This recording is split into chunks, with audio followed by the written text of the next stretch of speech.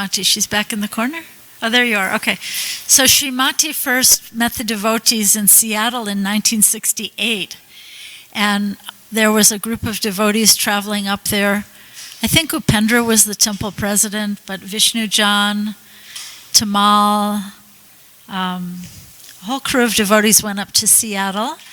And Vishnu Jan, not Swami yet, and Srimati were making these puppets and doing puppet shows.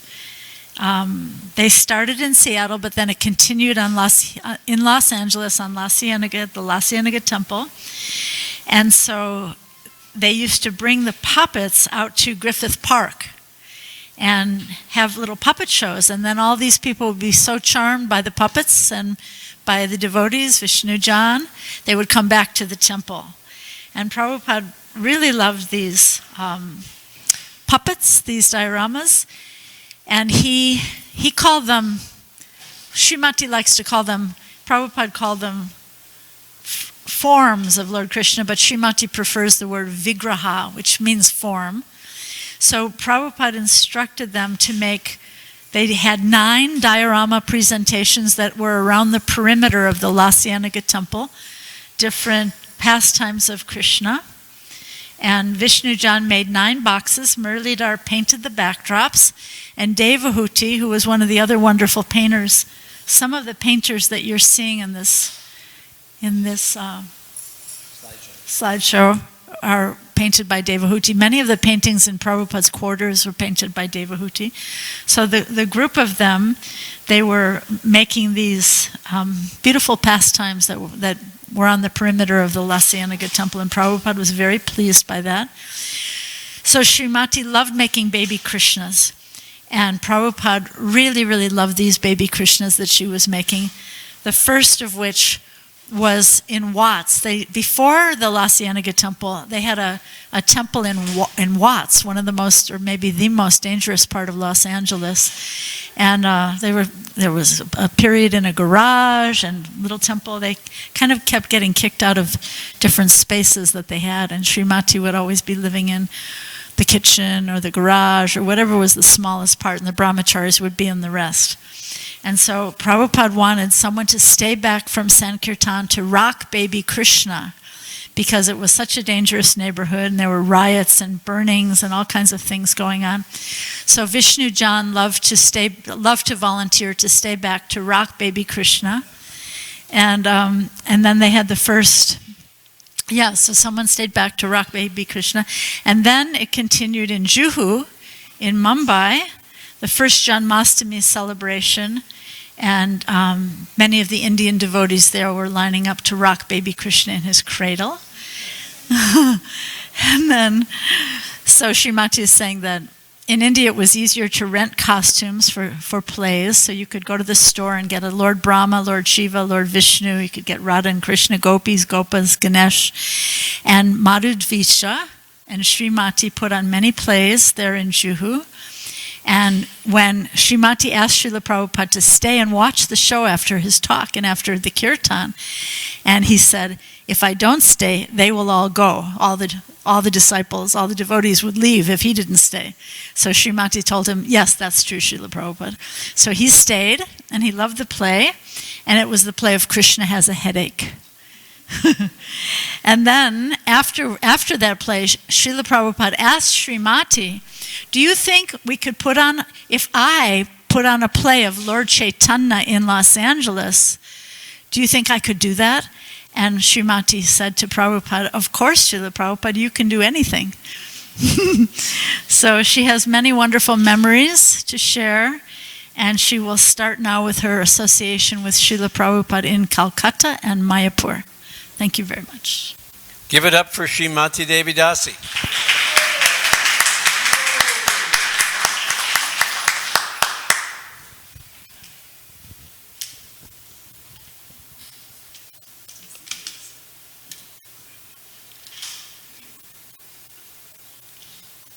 This means change the picture. Oh, thank you. I got my back to it. Okay. So you have to speak into the mic. You can use this one if you like. It makes it a lot easier, but hold it close to your mouth. Hare Krishna, Hare Krishna. That's about as far away from your mouth as you want to have it. Thank you. So, I left my... That's right. That's why I'm holding it, isn't it? I was in Mayapur, and Prabhupada was coming to Calcutta. So I went into Calcutta to see him. And while I was there, he was out on a walk. I would clean his room.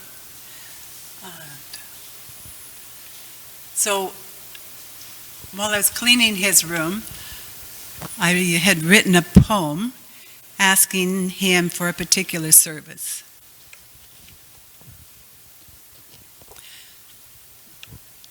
Then that evening, Srila Prabhupada called me into his room and said, Srimati, tomorrow you take one Bengali girl and you go to Gorni, and there you will find, oh nice, I think that's echoing good. There you will find a village where they make clay murtis, demigods, and so, probably ignore my notes. The next morning, a Bengali girl and myself, we went to Gorni, and there we found this village. Instructions, go to, very good, thank you.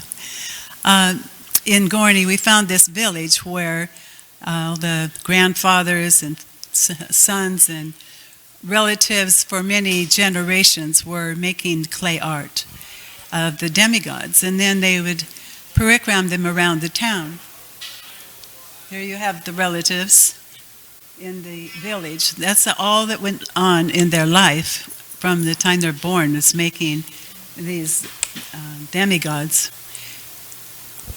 And sometimes they got quite large. This is Durga. She's 85 feet tall. I'll tell you how they make them in a little bit.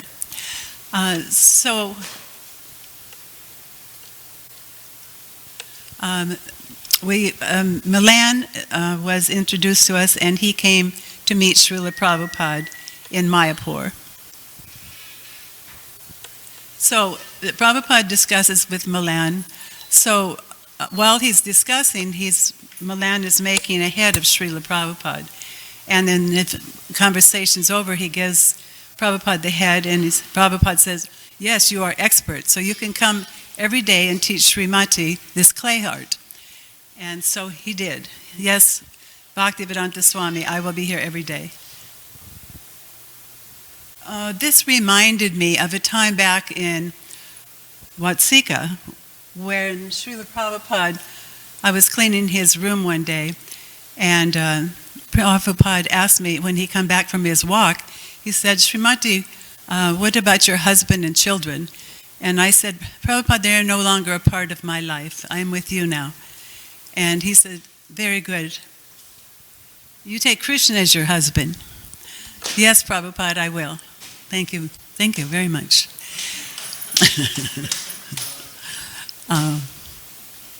So that was back in 1971. And then he said, I would like you to make a set of dioramas for Lord Chaitanya's appearance day, like you did back in La Cienega for Lord Krishna's appearance day. And I said, make one nice head and then make a mold. And while he's talking, he's drawing and showing me how to do this. And then he said, then you make one mold and you make many of the same head, and this will make the process easier. He said, get some clay and I'll show you. So I went out and got clay and water and tools and newspaper, and I was back very quickly. Prabhupada said, what is this? You said to get clay? Yes, go ahead. So he starts to make a head. And it was very simple, but I got it. I understood the process enough to make some heads for the next set of dioramas that we displayed. Oh, make and break was the process. That's how we That's how he said to do it. That's how we would learn. Oh, thank you. Then he asked other devotees from LA and around, particularly LA, because Rukmini, Bharadwaj, and Adidev showed up. And as soon as Rukmini got there, her and I made 2 beautiful outfits for Radha Madhava. Remember that? Anyway, after that, we started learning the clay art, and the first thing we did was learn how to make fruit so nice that you would want to eat it, like Srila Prabhupada said.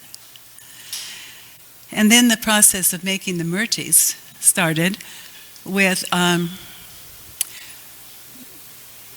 straw, rice straw, and twine. So as we would build the armature, we had twisted and wrapped rice straw and twine. And in this way, we were then able to add to it clay that had been mixed with rice husk. That was the next layer. And then just clay without the husk was the next layer. And then the fine silt from the Ganges was the finished layer. I think I'm going to need a little water. Can I open this?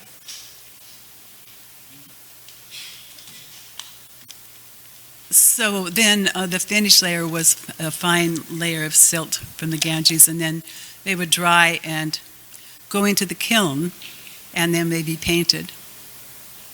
So this is fate. Back a minute. This is the first American transcendental exhibit Bharadwaj and Adidev did, and Rukmini too, I believe. So this is still here. Very large museum you might be familiar with. I haven't seen it for a long time. I happen to go there after this program. I can't wait to see it. So they then went back to LA and did this museum, built this huge museum, quite large forms. If you haven't seen it, I remember they were very big and beautiful, and well done, of course. Milan was still with ISKCON today, except Rukmini just told me another story where he has passed away. However, he did these dioramas for Radhanath Swami in the display windows of his temple in Chowpatty. The next one is Lord Brahma and Lakshmi. Lord Vishnu, Lakshmi, and Lord Brahma. And then there's Radha and Krishna and the gopis. So this is an example of some dioramas that Radhanath Swami has. Okay, in Mayapur, I stayed in Mayapur and continued making dioramas. Mother Yasoda looking into the mouth of baby Krishna, and a Panchatattva that I built for Srila Prabhupada. And there was on the hut, side of the hut, there was a large wheel that the Bengalis had set up with a hole in one corner of it. That you put a stick, and you'd make it go so fast and throw clay in the middle, and then build pots and cups and mridangas. No electricity. Yeah. Back again for a sec. Back, yeah. So the mridangas were built 2 halves, and then put together with the clay, and then dried and put into the kiln. Mridanga means clay art. Clay drum. Sorry. Mridanga means clay drum. So they were then dried and put into the kiln. I'm trying to get another picture. In the process of making the murtis that we were to put in the kiln soon, we had a cow tethered to a pole. The cow would go around the hay and separating the rice husks from the hay. So we now had hay that we could build for the armature, and we had the husks to put into the clay. So we had the cow working for us to help us out. Okay, and then there was cow dung, which was gathered every day and thrown on the walls of the hut. It was also used to hold the kiln together. The kiln was made of bricks and stones, and then the cow dung was holding it all together. And then the cow dung was also used as a firewood to keep the kiln going.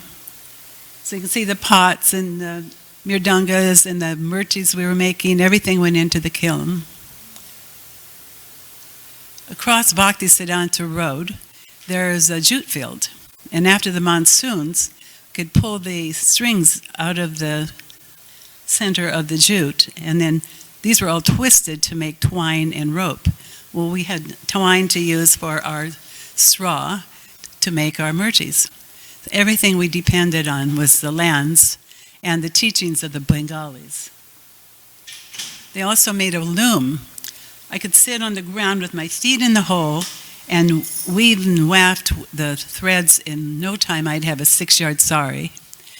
And then I stamped that sari with red berries and a wooden, hand-carved wooden stamp and some berries structure that they had, the Bengalis had put together. Now my feet will stay warm. They don't want you to have cold feet. I know. Keep talking. Can you relate some of this to Prabhupada's instructions to you? So the next one is Adalat. All of this was about Prabhupada's instructions. He hired the teachers and he had everything we did. Everything I did was under his instruction. This is Adalat, the gatekeeper.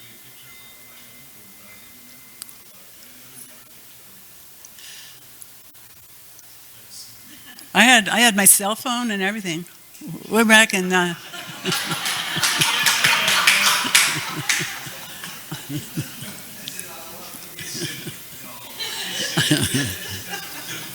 He looked just like that. So, Adalat kept us safe from the cobras. So I lived in the hut when I first got there. Into the mic. Srila Prabhupada sent me to Mayapur. I just wanted to keep you satisfied with that this is about Srila Prabhupada. And so he sent me to Mayapur, and I was to stay in this little hut at that time. The pavilion was not finished. And then the brahmacharis were there, and I moved down there. But in the morning, I had to walk through that rice field, which was full of croaking frogs. The croaking frogs drew the cobras, and therefore I felt quite safe because Adalat was able to control them to some way, in some mysterious way. So that's why he was there, I guess. So Prabhupada's out on a walk one morning, and I'm cleaning his room. And when he comes back from his room, I had left the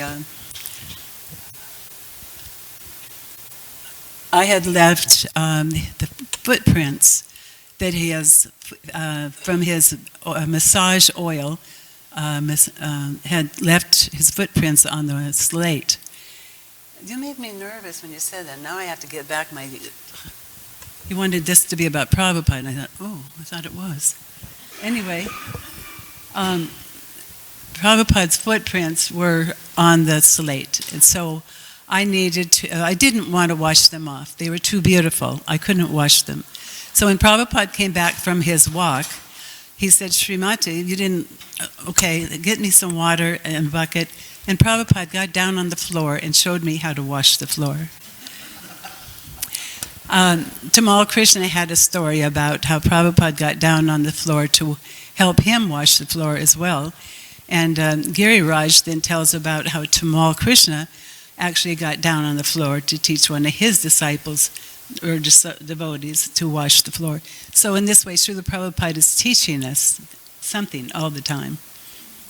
And I know he could have just told me to wash the floor, but this is the way he chose to do it. So he was teaching me to be humble.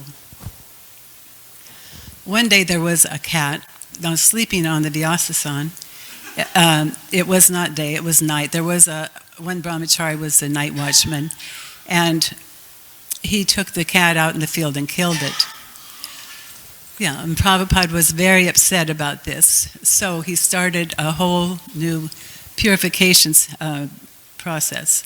Every night at 6 o'clock we were to go to every corner of every room with incense and bells and mantra and Ganges water and purify every corner of every room at 6 o'clock every night.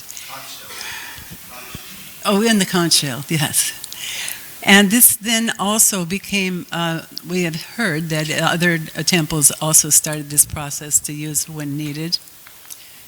And then there was Gorpanima. This was one of the first, probably the first Gorpanima in Mayapur.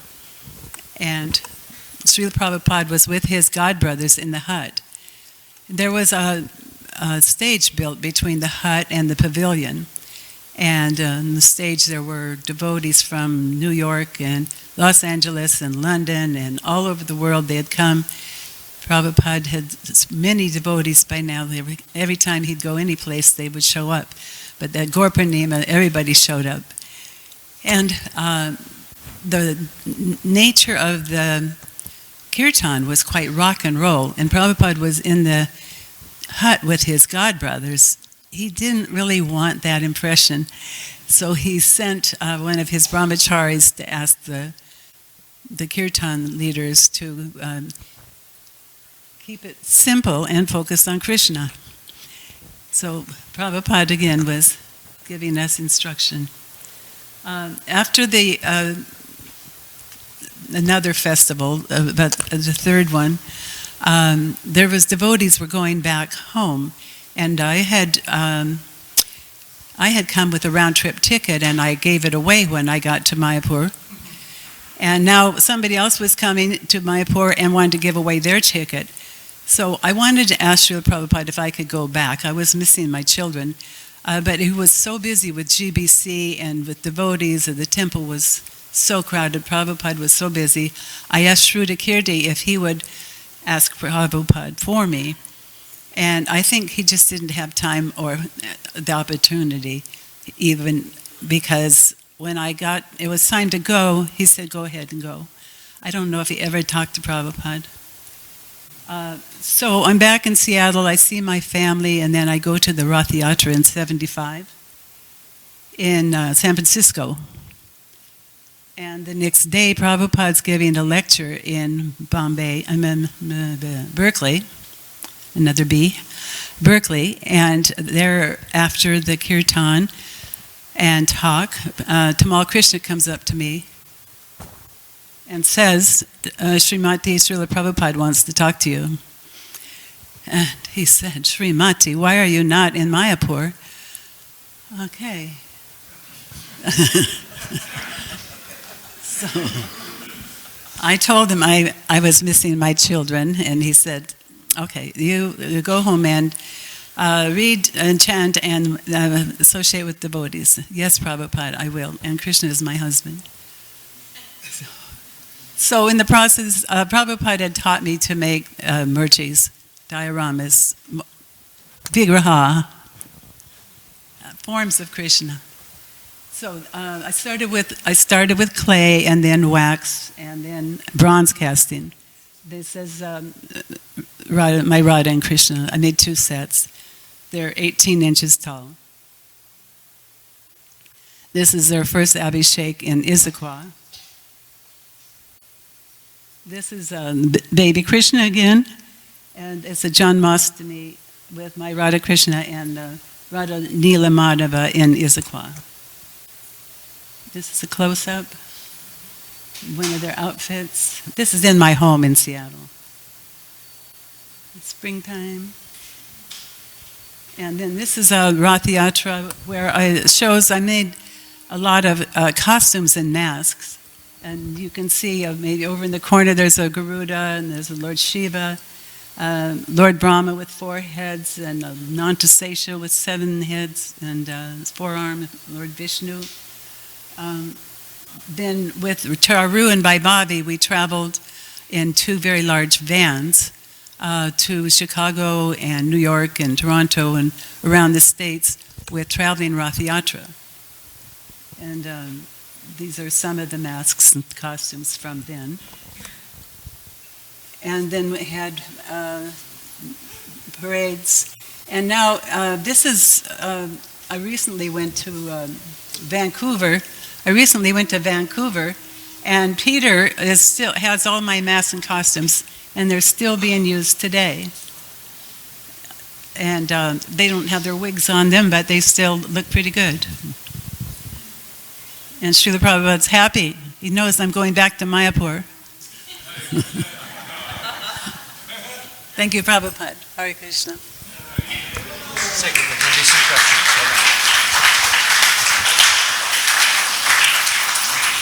So, Srimati, have a seat for just a minute. We just have about 5-10 minutes for some possible questions to you. We're scheduled. We're trying to keep to the schedule.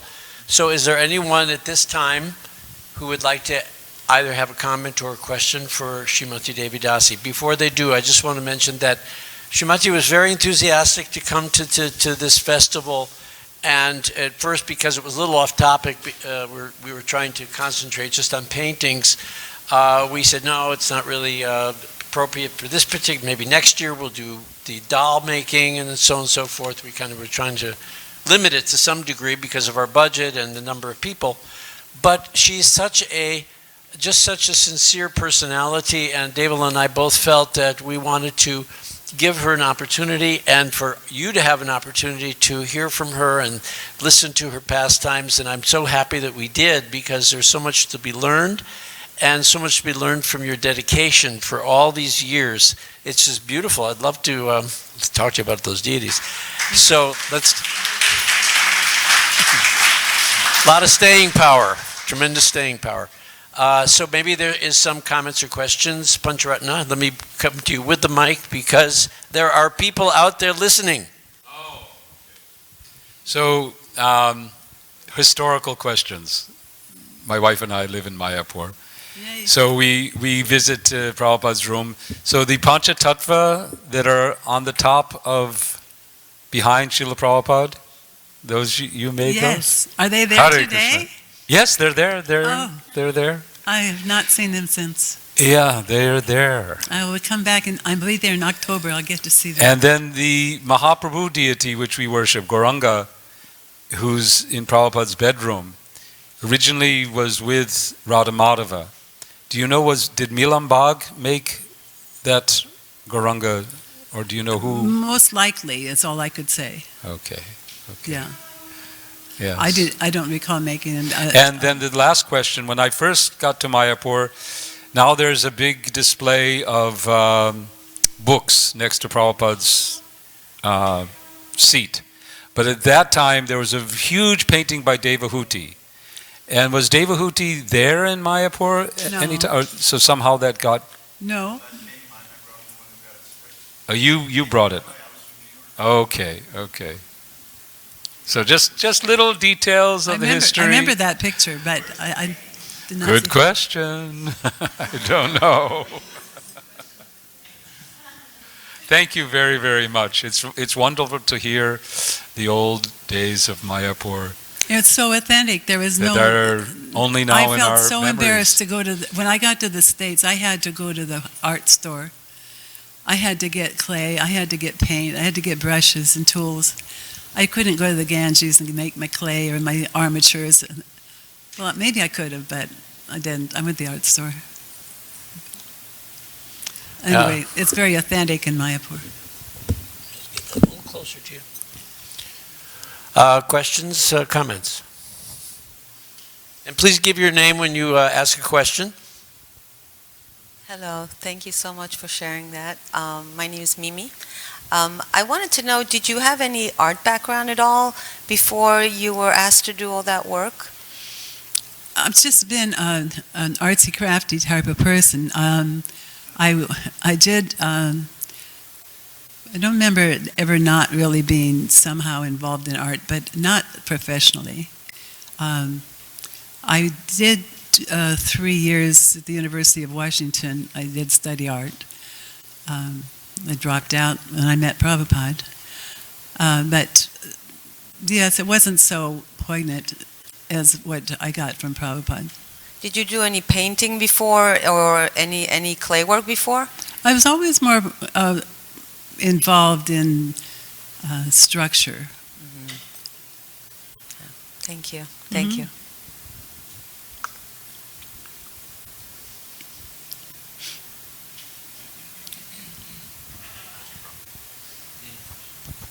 My name is Lee.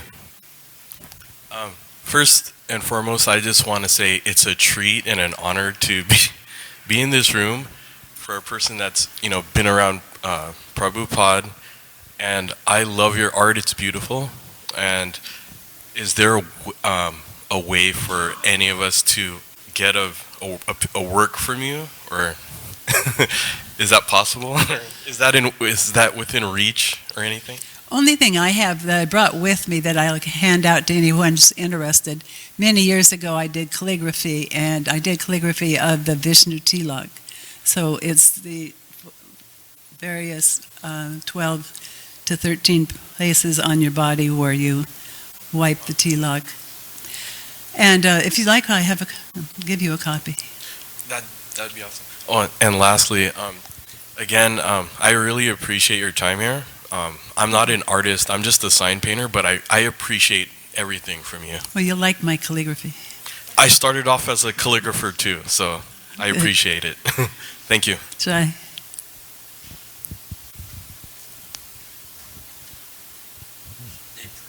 Hare Krishna. My name is Jamal. Can everybody hear me? Okay. What's your name? Jamal. Tamal? It's kind of with a J. Oh, Jamal. Yes. Okay. Sorry. Thank you for your presentation. You made really beautiful deities. Thank you. But I was wondering, I know you guys you made the small deities, but did you guys ever make the large deities, such as on the altar? And if not, who made them? Or who makes them today? Huh? Bharadraj and Adidevi. They make very large forms of Krishna's pastimes. I kept it smaller. Okay. Well, Devotees make bigger ones too. But she didn't. Anyone else? Thank you so much, Mataji. In your experience, do you remember any form that was the most challenging for you, and why was that? Anything that was very difficult? Radha Govinda in Jaipur.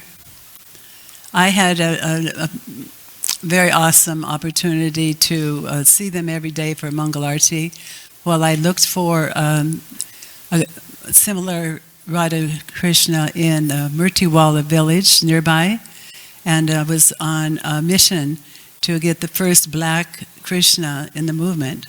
Rukmini sent me on the mission. But it was Prabhupada's goal too. Sorry, I'll put him in there. I'm sorry, Prabhu. Anyway, that Radha Govinda in Jaipur has a very beautiful story, and an article will be coming up in detail by Sataraj in the fall in the Back to Godhead magazine. The whole history of Radha Govinda. The New York deities. They're the New York deities that I purchased in Jaipur. But in Jaipur, there's the original Radha Govinda, which is Rupa Goswami's deities. And they're awesome. Any other comments or questions? Oh, okay. Hare Krishna. I'm sure Krishna is our number one inspiration for all of us, but as far as art-wise, who is a big influence to you? Srila Prabhupada.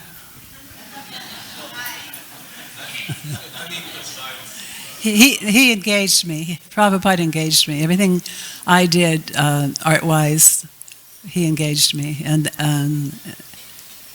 enlivened me, gave me life, gave me breath, gave me eternity. Thank you for the question. Well, I think that's a good question and answer to end this first session. Srimati Devi Dasi, someone else had a burning question? She does. She has a burning question. So let us make an exception for a burning question. Thank you. My name is Lavanya. So, Srimati, who actually made the Sri Sri Radha Nilamadhava deities in Seattle? The Fate Museum devotees, but do you know which ones? I have heard stories. I thought they were marble, but I have heard stories that they have been resin, huh?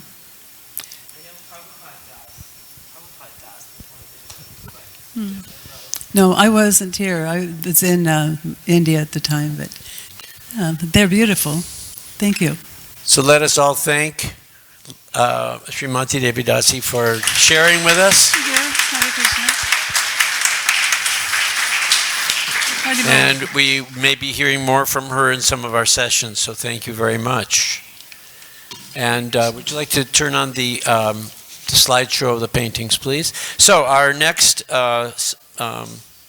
speaker is going to be Rameshwar Prabhu, who was, of course, very directly involved with the art department for so many years under Srila Prabhupada's instruction. But I'd like to have all the artists come sit here because there may be some banter that goes on during the course of this historical description of the art in creation of art, paintings, particularly in Krishna consciousness. Like I said, next year we're not sure, but we're thinking of doing just a concentrated retrospective on the doll making and the sculpture making. But Bardraj pointed out last night that art is art. So artists are artists. We have to make distinctions because we have a limited budget to bring people here and so on and so forth. So please forgive us for any deficiencies in that regard. But we're really attempting to at least understand from, where's my artists? Come on up, don't be shy.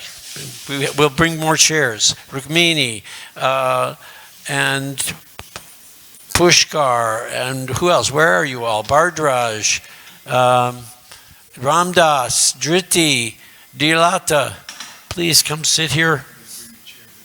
And in the middle, as usual, Rameswar Prabhu comes bring yourself in the middle. We need more chairs. Help us out. Thank you.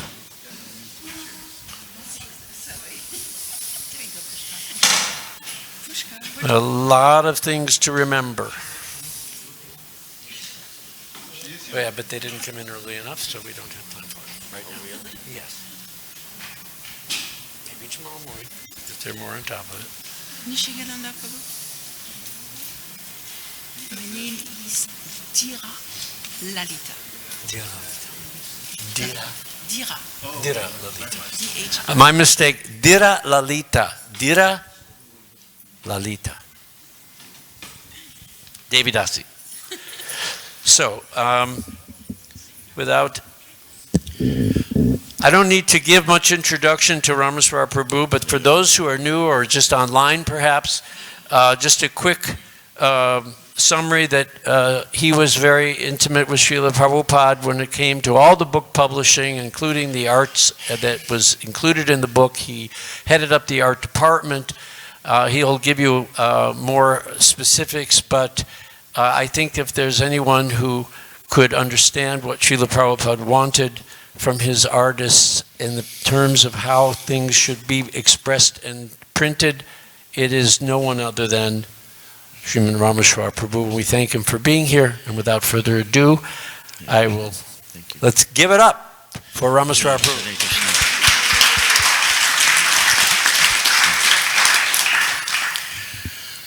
I'm somewhat out of place in the sense that I am not an artist, so I'm going to speak very briefly because this is a day for hearing from these artists. Namo Om Vishnu Padaya Krishna Preshtaya Bhutale Srimate Bhaktivedanta Swamin Iti Namane Namaste Saraswati Deve Gauravani Pracharine Nivasesha Shunyavadi Paschatya Desha Tarine.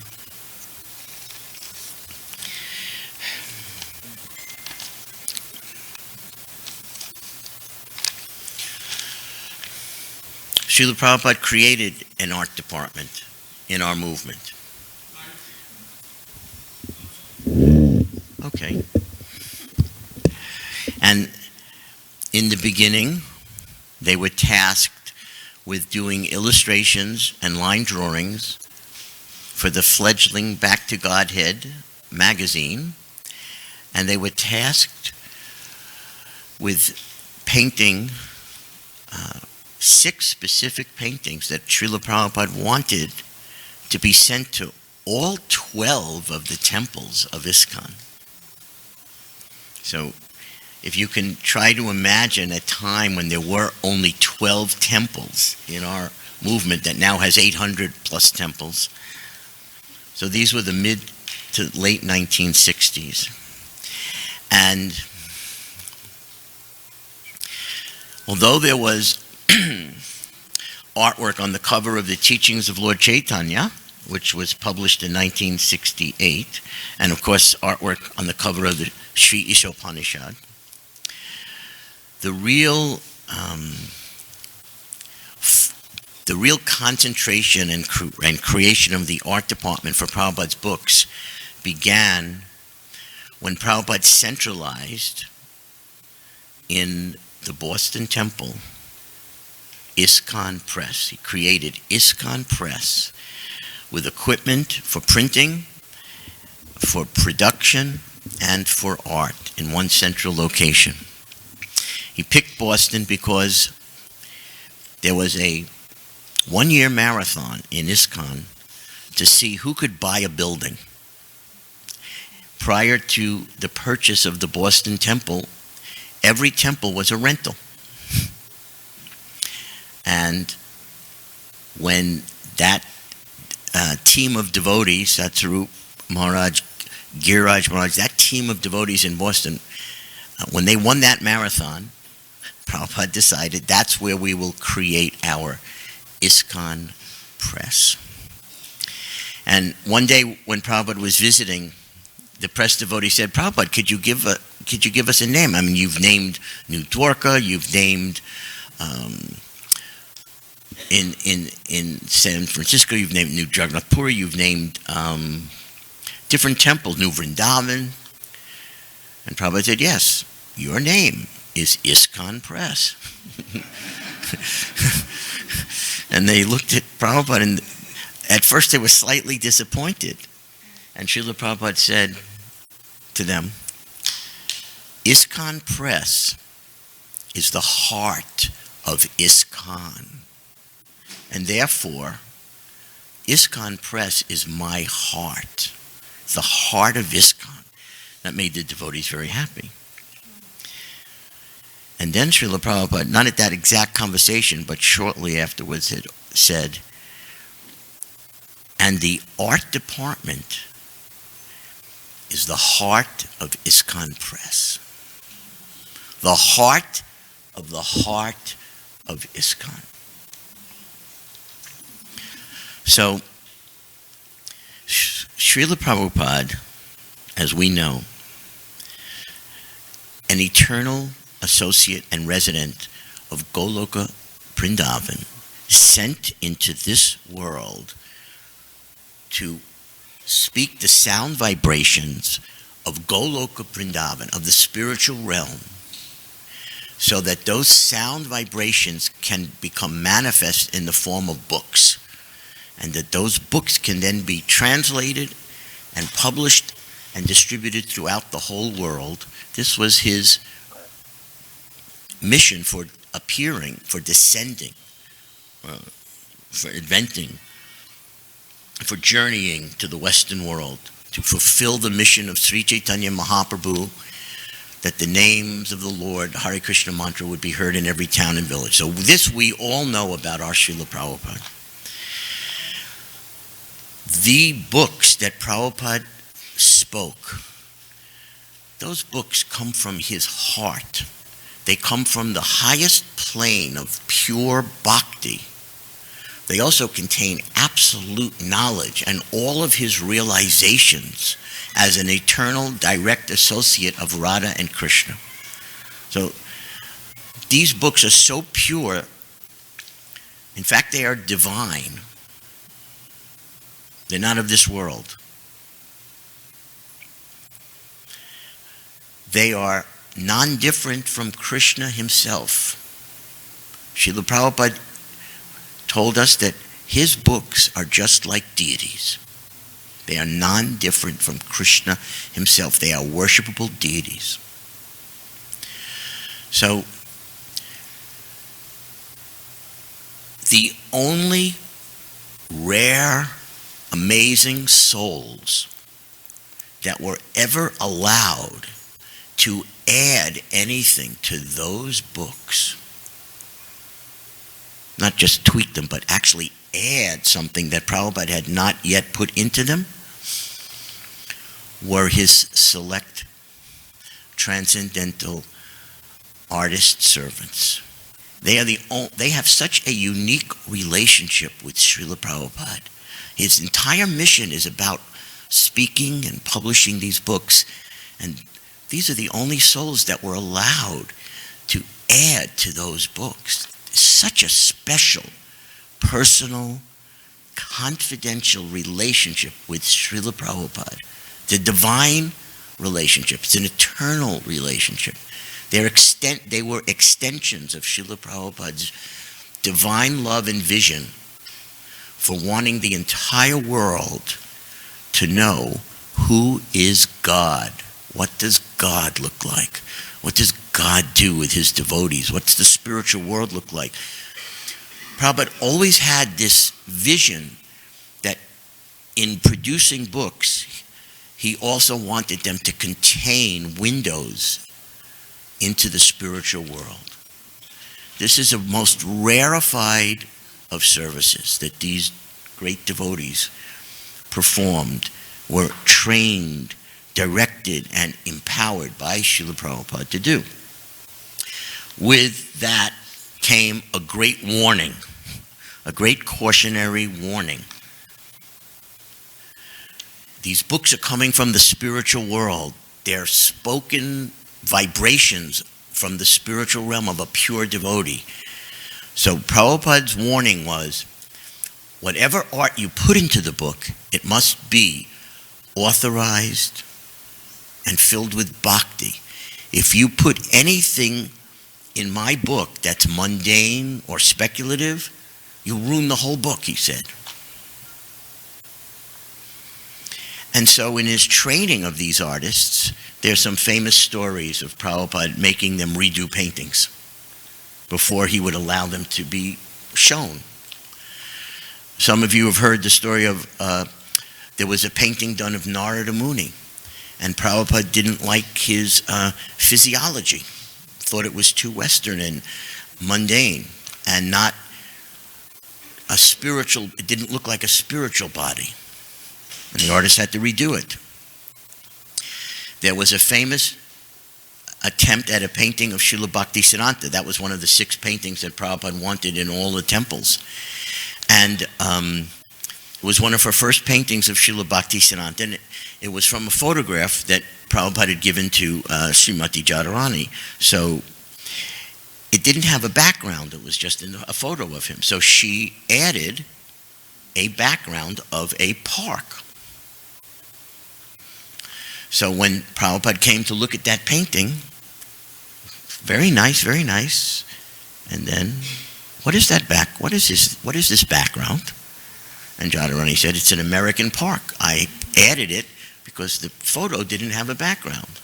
And Prabhupada immediately said, but my Guru Maharaj was never in an American park. You have to immediately redo it. You can't have something that's not accurate and authentic in the authorized transcendental paintings of our movement. Not all the artists in our movement today realize this instruction is an eternal instruction. There's one other example I can think of. Radharani had once painted, I thought it was a beautiful painting of Radha and Krishna and the 8 principal gopis. But in that painting, Radha and Krishna were looking out. And when it was sent to Prabhupada, he said, rejected. Radha and Krishna would be looking at each other. You cannot show them not looking at each other. Had to be redone. So these were the cautionary instructions that Prabhupada, and there's many others, that Prabhupada gave all of these artists to make sure that their work was qualified and worthy to be added to his books. Whenever Prabhupada received a new book, he would hold it up and look at the artwork on the front cover. He would turn it around and examine the book, the spine, the binding, the back cover, and then he would immediately open up to where the paintings were and look at each painting. And there are many photographs of Prabhupada receiving a book for the first time, and you will see the oceanic smile as he looked at what these artists added to his books. Now, they didn't just add out of thin air. There are probably close to 1,000 questions, if not more than 1,000, that they asked Srila Prabhupada. They asked everything. And we'll leave it to them to describe some of that.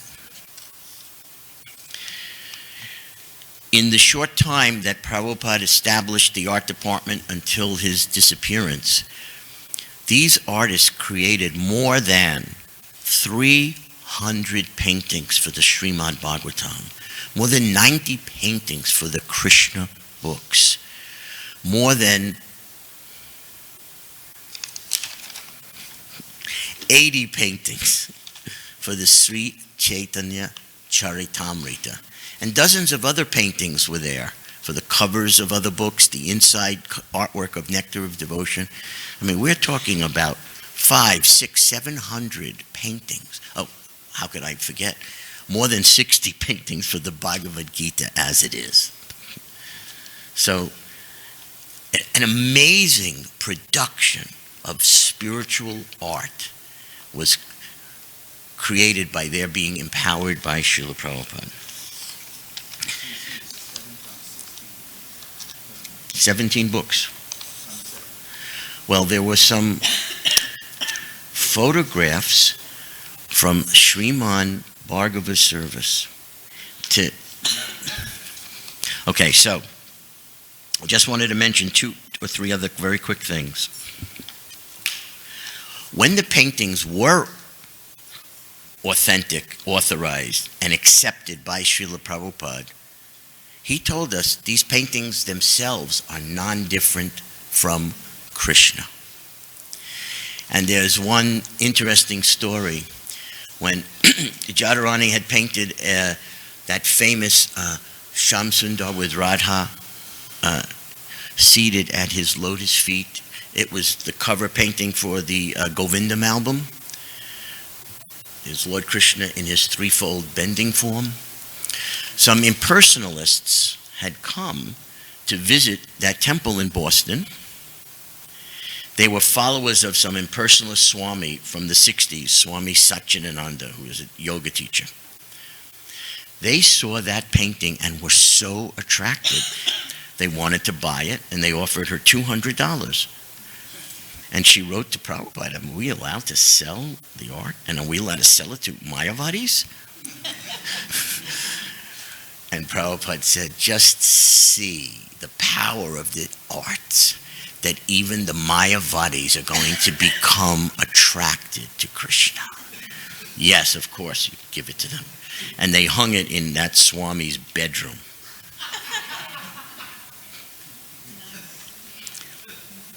During the Chaitanya Charitamrita marathon, as I was watching these artists paint to exhaustion, I asked Prabhupada, of the 9 categories of devotional service, what is their category?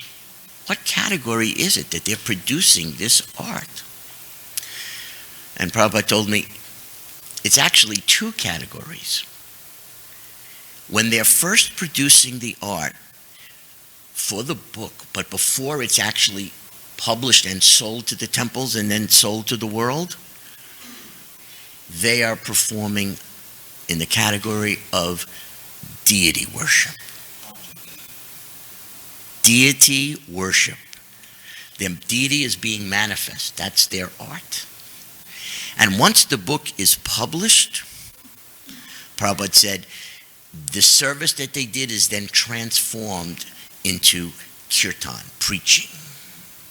And as any book distributor will attest,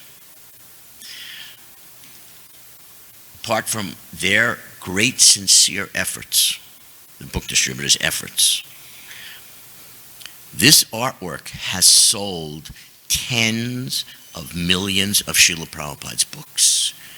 Just by showing the art to people, people would buy these books. So they have contributed to the complete flooding of the world of Prabhupada's books.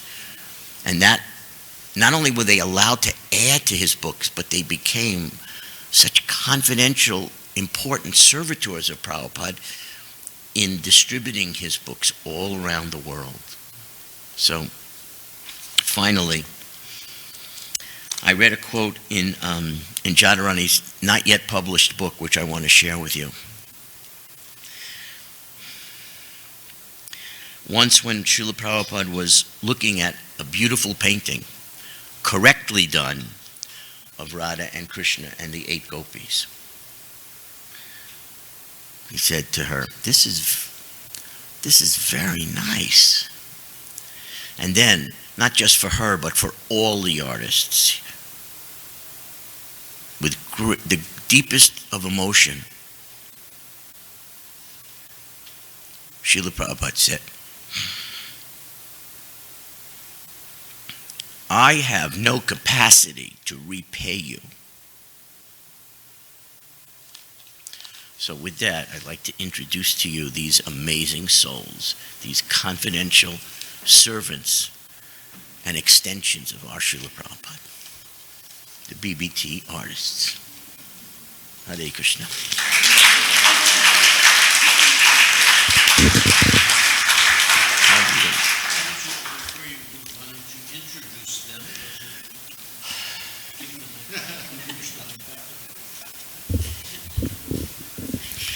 To our extreme right, we have an amazing devotee with eidetic memory named Pushkar Prabhu, Sriman Pushkar Prabhu.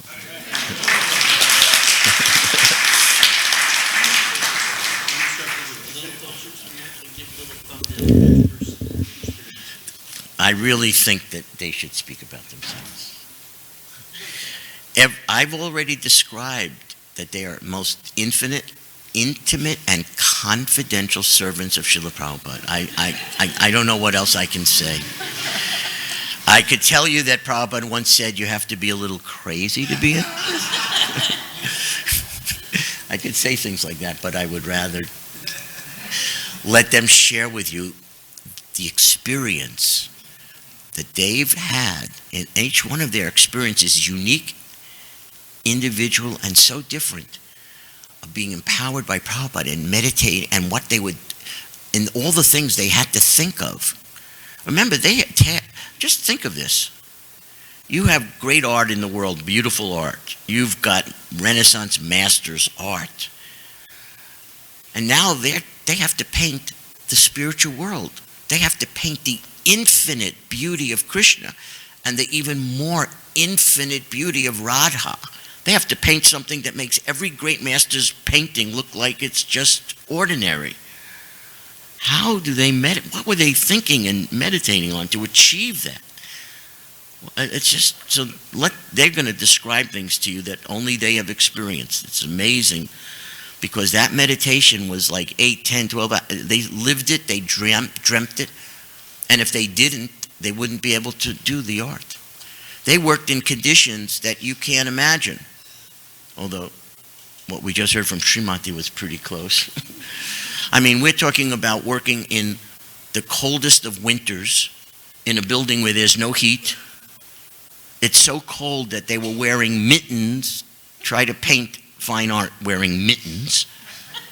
No art easels, canvases that are leaning up on a wall or flat on a floor with them leaning over. I mean, unbelievable transcendence out of their love for Prabhupada to create this art, especially during these marathons. The Krishna book marathon was a marathon. The Bhagavad Gita art was a marathon. Of course, Chaitanya Charitamrita, you all know, was a huge marathon. So, Pushkar was part of that. Seated next to Pushkar is I consider them a divine couple. Srimati Dhriti Devi and her husband, Sriman Ramdas Abhiramdas Prabhu, both transcendental artists in the BDT. Seated to my immediate right, I'm sorry, I just know her as Srimati Dhriti Devi. I've just always known you my whole life in that way.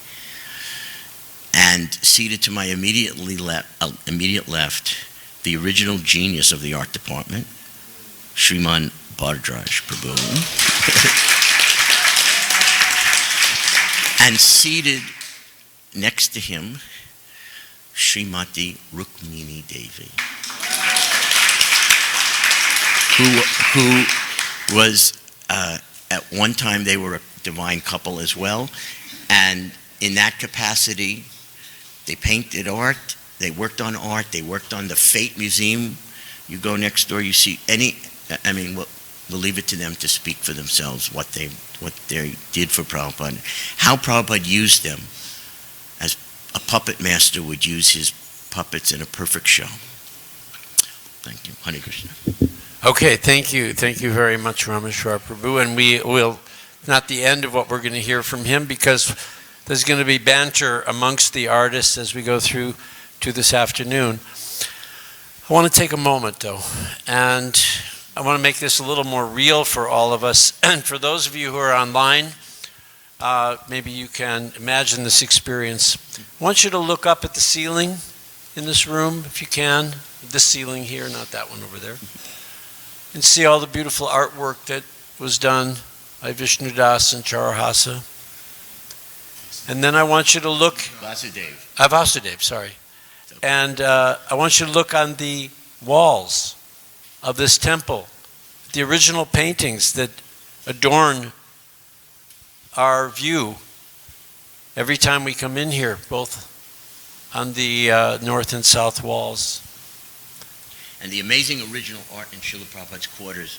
Yeah. Please don't fail to visit his quarters during this festival. You won't believe how spectacularly decorated. You got to talk into the mic. Prabhupada's quarters are so amazingly decorated, you may faint when you see his bedroom. It's that intense an experience. And then I want you to recognize the art that exists in the deities and the art that exists around the deities, from the dressing to the decorations, to the altar, to the flowers. Everything about Krishna consciousness is evoked through beauty. And to create that beauty, it's around us. Sometimes we take it for granted. The beautiful Garudaji, who guards the temple from above. Everything here is about art. And there's an art of devotion, isn't it? Art is not just limited to paintings, dioramas, and other aspects of artistic endeavor. But it's really about the art in which we draw our devotional service. We paint our devotional service. So when you're listening today about the artist's experience, you can also relate it to your own experience, and also you can create a sense of wonder each time you come across the artistic endeavors of these devotees in the temples, upstairs in Prabhupada's quarters. If you're lucky enough to go in the BBT office here, Savas's office, there's a lot of art hanging, original art hanging on the wall. It's all around us. But to be in touch with that original art, people go to museums to see the Mona Lisa and other types of art because you feel a certain amount of closeness with the artist. And today, we have the artists, some of the artists, not all, but we have a representation of what it's like to be with those people and hear from them and how they realize their work. So take it deep, take it deeply inside yourself. You have an opportunity to have a personal experience of the artist within. What is that book that they call the artist way? We're all artists in one way or another. It's all within us. So with that, I'd like to offer the next opportunity for speaking to Bhardraj Prabhu, who has probably the most,